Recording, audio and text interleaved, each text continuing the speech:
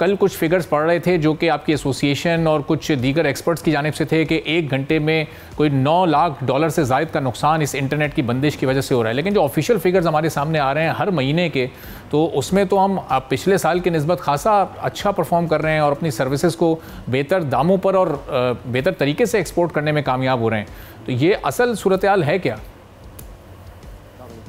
बहुत शुक्रिया मुझे अपने प्रोग्राम में मदद करने का। तो दोनों चीज़ें अपनी जगह सही हैं। एक तो डेफिनेटली हम एक्सपोर्ट्स में देख रहे हैं कि आईटी एक्सपोर्ट्स में इजाफा हो रहा है, बट उसके साथ साथ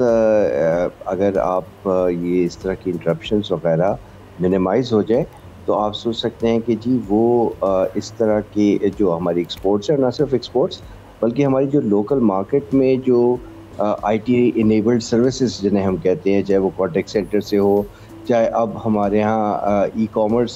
बहुत सारा व्हाट्सएप और इससे रिलेटेड है, तो उन तमाम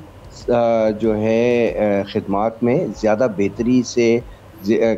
हम सर्विसेज प्रोवाइड ना सिर्फ इंटरनेशनल मार्केट को कर सकते हैं बल्कि हमारी जो लोकल मार्केट के अंदर है, जो लोकल इम्पैक्ट है वो भी मिनिमाइज हो सकता है। तो कहने का मकसद ये है कि अगर इंटरप्शंस ना हो तो हम ज़्यादा बेहतर उम्मीद कर सकते हैं कि जो परफॉर्मेंस नज़र आ रहा है, इम्प्रूव हो रहा है, वो और ज़्यादा बेहतर हो जाए। सब्सक्राइब करें और बेल दबाएं ताकि कोई खबर रह न जाए।